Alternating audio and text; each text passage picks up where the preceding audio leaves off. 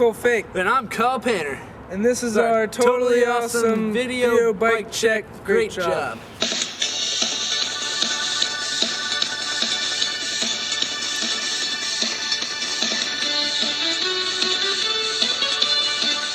I'm riding the 2010 Blood Wolf. It's 20.5. It's got the A-frame back end and the built-in butt post clamp. And I'm riding the 2010 Rebel Contender. It's 21.125 and it's got the fork face back end with the built-in butt post clamp. Our bikes treat us really good.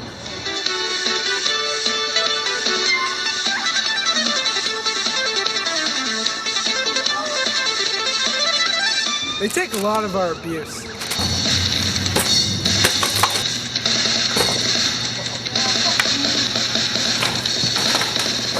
And they hardly need work on.